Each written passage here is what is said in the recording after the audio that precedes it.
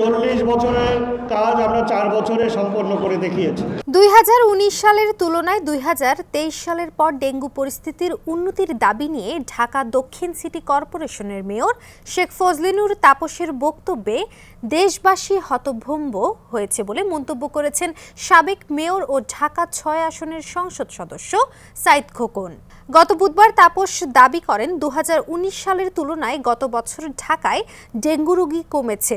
এর প্রেক্ষিতে শনিবার মিট দ্য প্রেসে মেয়র তাপসের নাম উল্লেখ না করেই তাকে উদ্দেশ্য করে খোকন বলেন, বর্তমান কর্তৃপক্ষ জানিয়েছে 2019 সালের তুলনায় 2023 সালে ডেঙ্গু রোগীর সংখ্যা 41,000 কম। আমি ভদ্রতার জন্য কারো নাম উল্লেখ করছি না, তবে এ ধরনের অপপ্রচার করা হলে আমি কষ্ট পাই, ব্যথিত হই।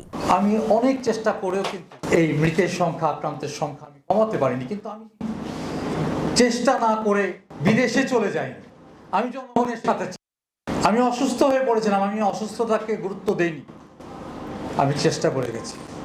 এই হাসপাতালে রোগীর সঙ্গে কথা বলা, এই ম্যানেজমেন্টটা খুব ইজি ছিল না। মশার ওষুধের গুণগত মানগুলো ঠিক করা, সকাল থেকে রাত পর্যন্ত আমি চেষ্টা করে গেছি।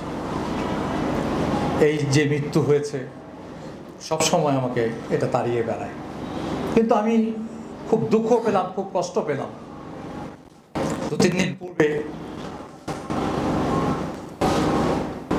বর্তমান যে কর্তৃপক্ষ তিনি বললেন 19 সালের তুলনায় 23 সালে ডেঙ্গু নিয়ন্ত্রণে ছিল এবং আক্রান্তের সংখ্যা 41,000 কম ছিল।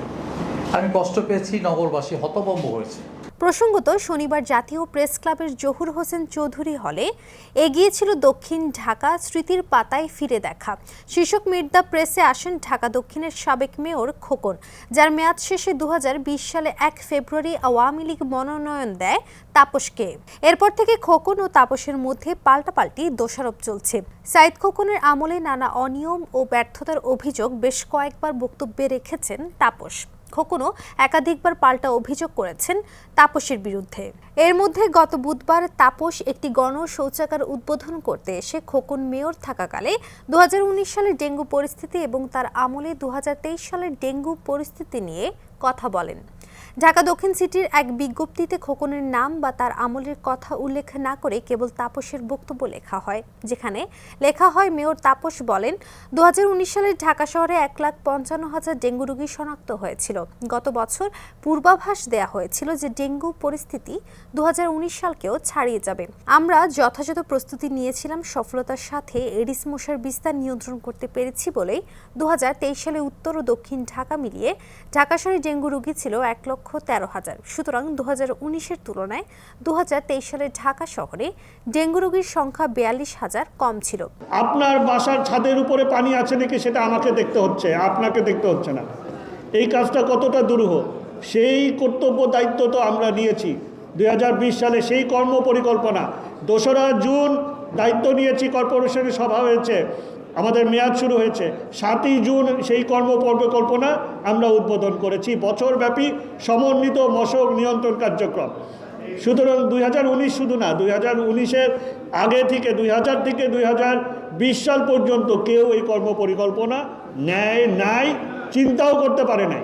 এদিকে 2023 সালে ডেঙ্গুর বিস্তারের সময় তাপসের বিদেশ যাওয়া নিয়ে সাইদ খোকন 2019 সালের পরিস্থিতি তুলে ধরে বলেন, আমি চেষ্টা না করে কিন্তু বিদেশ চলে যাইনি, আমি জনগণের সঙ্গে ছিলাম।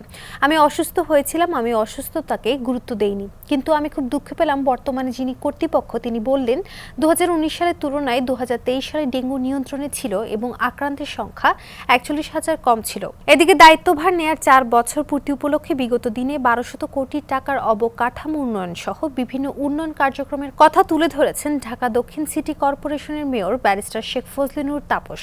রোববার নগর ভবনে উন্নত ঢাকার উন্নয়ন অগ্রযাত্রা 4 বছর শীর্ষক এক সংবাদ সম্মেলনে তিনি এসব উন্নয়নের কথা তুলে ধরেন। ডেস্ক রিপোর্ট, সমকাল।